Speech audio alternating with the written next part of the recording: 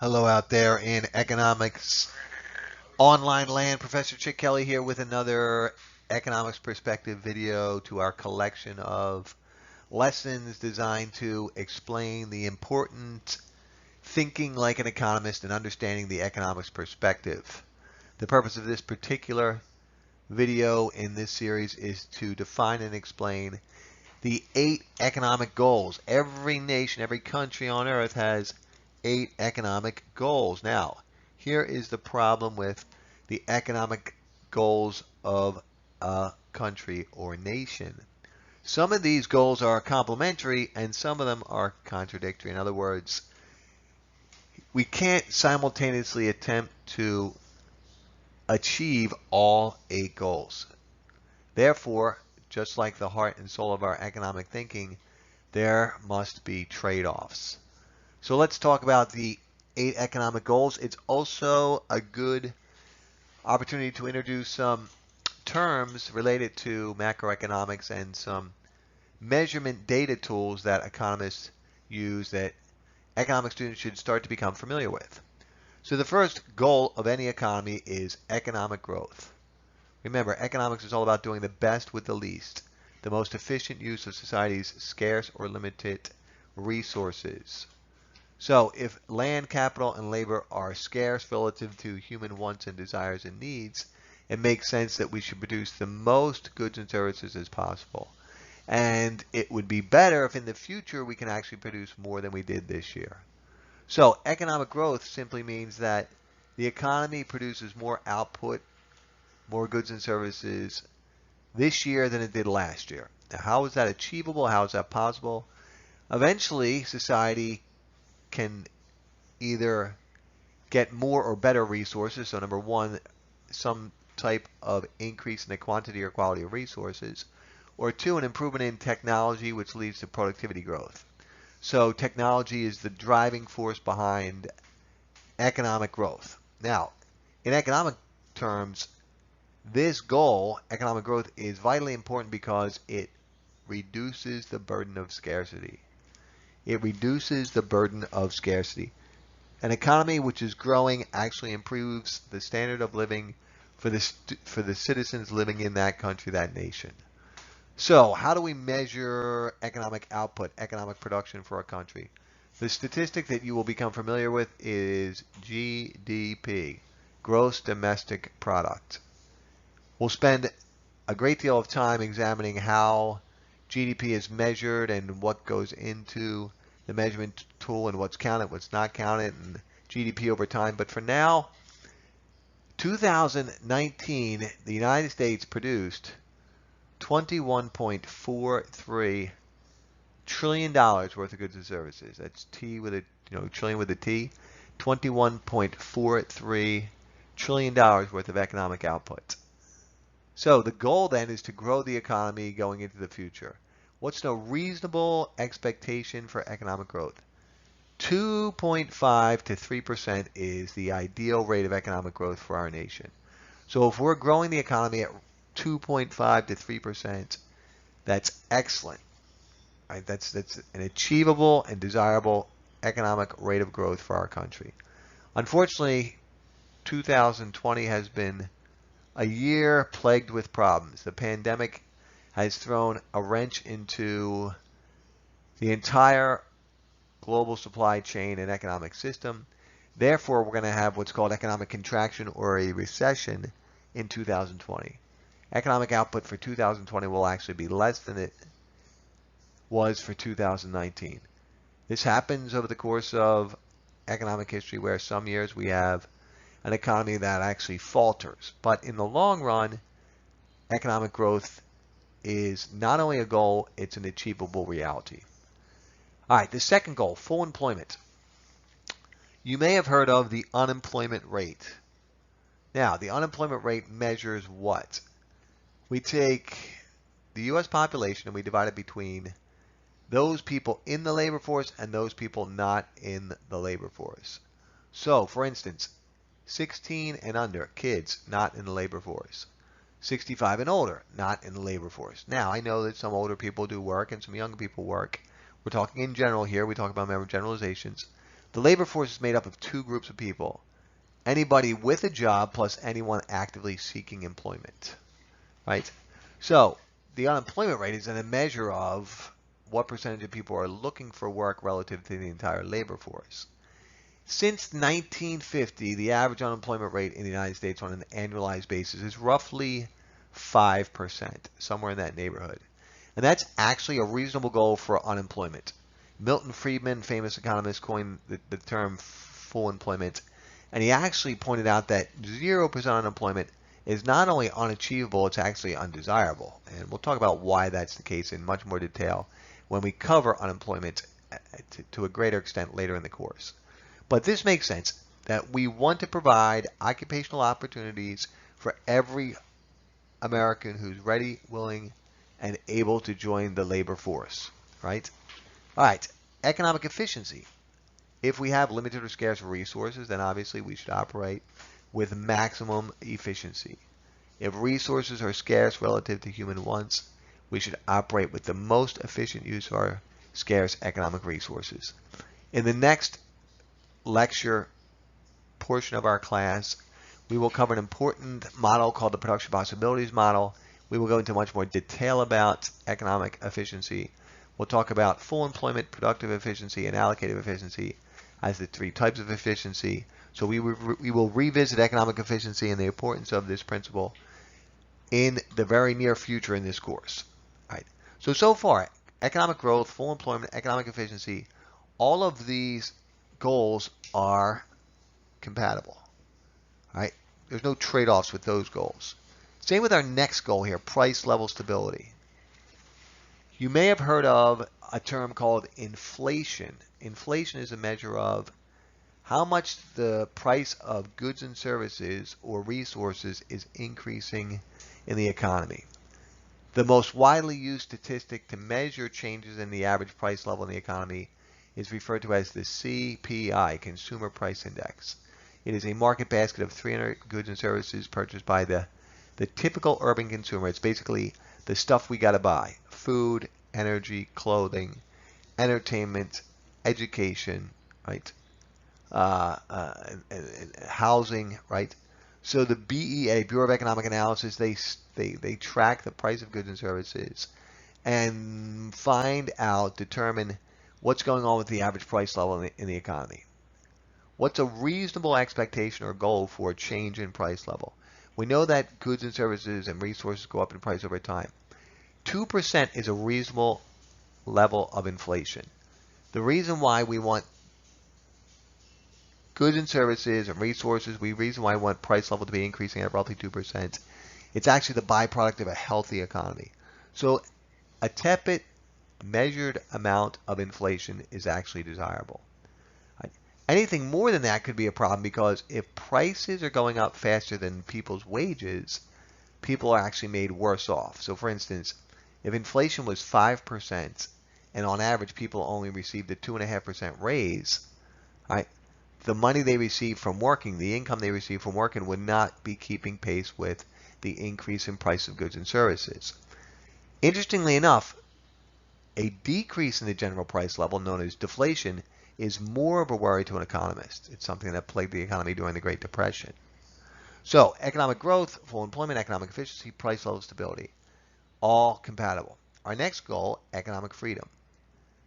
Adam Smith, The Wealth of Nations, disciples of Adam Smith, known as classical theorists or classical economists, believed in what was referred to as laissez-faire. Hands off. The government should not burden the economy with a great deal of legislation or regulation. Business of the United States should be business, so to speak, right? Absolute economic freedom will grow the economy faster. Unfortunately, absolute economic freedom could and will create some economic woes and worries. For instance, unfettered by regulation, businesses would not be incentivized to provide a safe workplace for employees. Products and services may not be safe if we don't have government institutions such as the FDA. There's a possibility that businesses could pollute water and air if there were no regulations on operations of plants, and factories. So absolute economic freedom means the economy will grow faster, but curtailing some economic freedom is actually beneficial because it alleviates society from those worries. The proper amount of regulation, that's a challenging one there. Well, how much regulation do we desire? That's where you start talking about some normative economics, right? We want some level of regulation that keeps us safe, but we don't want to overregulate where we stifle economic growth. Equitable distribution of income, our next goal. Economists, to make sense of the overall distribution of income, will break the United States population into what is referred to as quintiles, 20%. The highest 20% of income earners in the United States receive roughly 50.3% of the income, over half the income. The lowest 20% of income earners, much lower percentage, something in the neighborhood of 3.2%. So on just an income basis, we are not achieving equitable distribution of income. In other words, we have the haves and the have-nots. Much has been written about, spoken of, and investigated over the last 30 years that the average person's real wages, right, what they're making adjusted for inflation, have not risen, and that's a worry, right? That it seems like the top are being rewarded more handsomely, and the bottom are just struggling along, and even the people towards the middle. The only mechanism that is available for our government to redistribute income is taxation. There is no doubt we could tax corporations and wealthy income earners at higher rates. However, there's always a cost. Increasing taxes on corporations and or wealthy industrious individuals tends to slow economic growth. So again, choices, costs. Equitable distribution of income is a reasonable economic goal. However, too much regulation, which attempts to redistribute income at too high of an extent, could actually slow the economy down to a point where we're all made worse off. Economic security is a reasonable goal. Economic security is a reasonable goal. What does that mean? Well, severely disabled people, elderly people, a young boy or girl who loses one of their parents who's the primary breadwinner in the family. Economic security simply means that we provide for those people who can't provide for themselves, whether that's temporarily or permanently. And I would think that most of you agree this is a worthwhile and ethical economic goal. Our last goal, balance of trade. The United States imports many goods and services. That is to say, is the United States citizens of our country purchase goods and services that were produced by foreign nations, produced in foreign companies by in foreign countries by foreign companies. The United States also exports a large number of goods and services. In 1 year's time, let's assume that U.S. imports all of the goods and services produced in other nations but purchased by Americans equals $1 trillion. And during that same period of time, over those 12 months, the dollar value of U.S. exports, goods and services produced here but purchased by citizens around the globe, also equaled $1 trillion. So imports and exports both had a dollar value of $1 trillion. We would have what is known as a balance of trade. However, that's not what has been occurring in the United States. Since 1973 or 4, way back when, the United States has had a trade deficit every year. In other words, as a country, U.S. citizens import more goods and services in dollar terms than we export to other nations. Now, is the trade deficit a problem? Much has been written about the trade deficit. You could do a doctoral dissertation in economics on balance of trade. One major concern is that a large portion of the U.S. trade deficit is with one country, and that is China. So that could be worrisome. Another idea is also important when you talk about a trade deficit. Remember, there's no such thing as a free lunch. How is it possible that U.S. citizens purchase more goods and services from foreign countries than people living in other countries purchase from U.S. companies? Well, we have to finance our trade deficit. We have to pay for it somehow. No such thing as a free lunch. How is the trade deficit financed? The trade deficit is financed using one of the following two tools. Some of it is paid off because Americans sell off real American assets. In other words, real estate or financial assets in America to foreigners. Another way that the trade deficit is financed is by borrowing.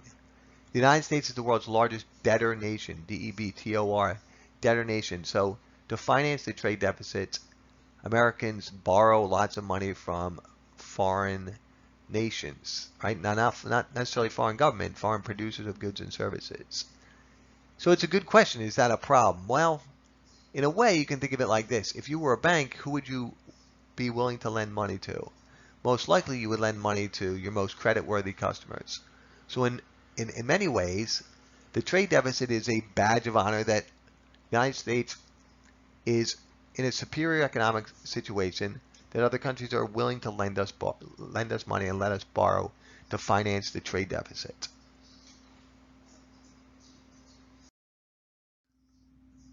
Part of the economics perspective is identifying pitfalls to sound economic thinking. These are known as the economic fallacies.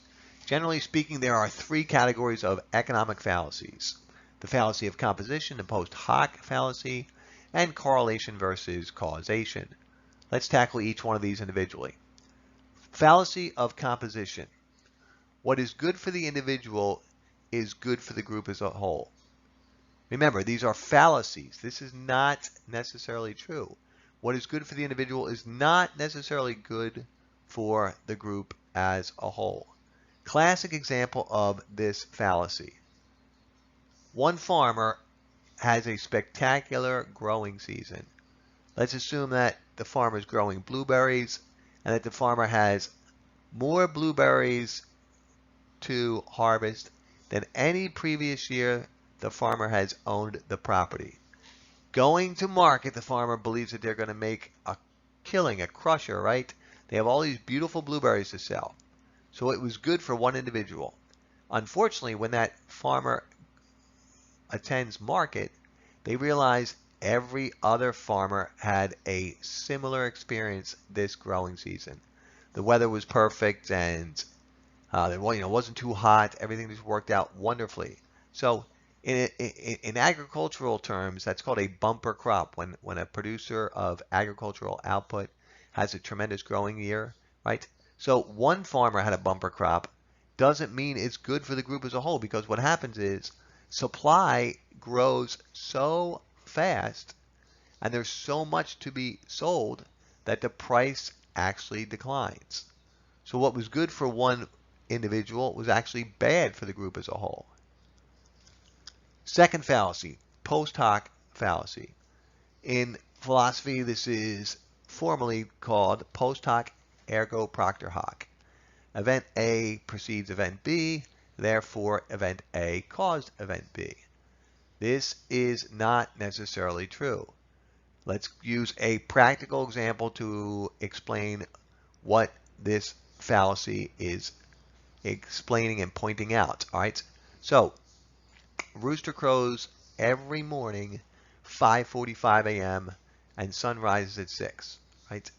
Rooster crows every morning 15 minutes before the sunrise. Could we therefore assume that the rooster crowing is causing the sun to rise? Obviously not, right? But this happens all the time in economics.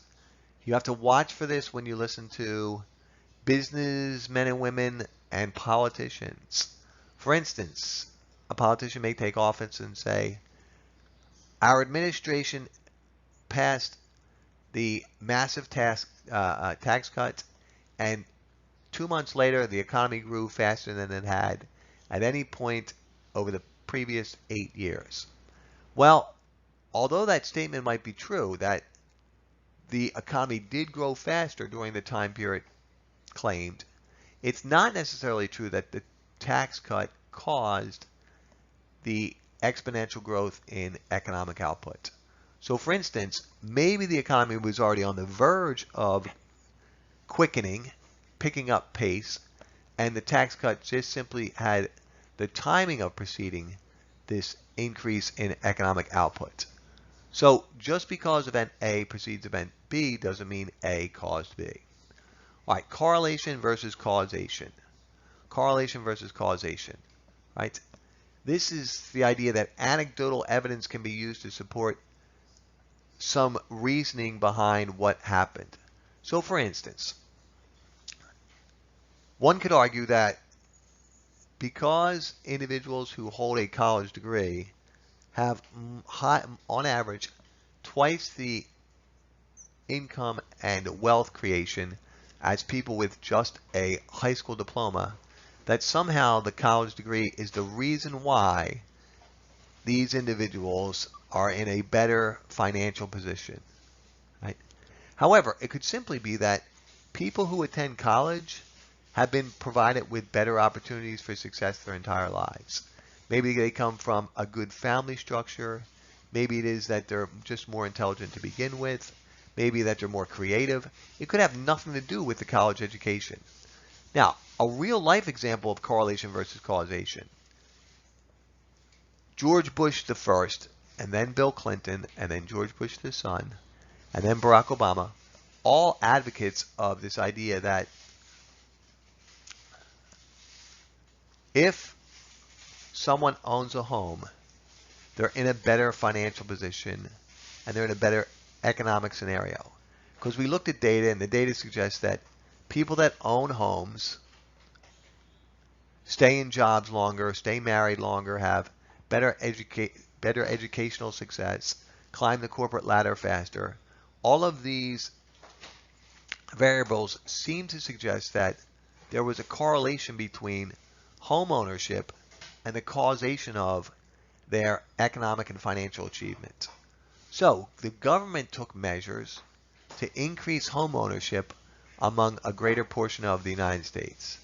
It was one of the contributing factors to the housing bubble that actually crushed the economy in 2008. So the government was guilty of this economic fallacy, correlation versus causation. This concludes this video on the economics perspective. Pick it up soon in the next video.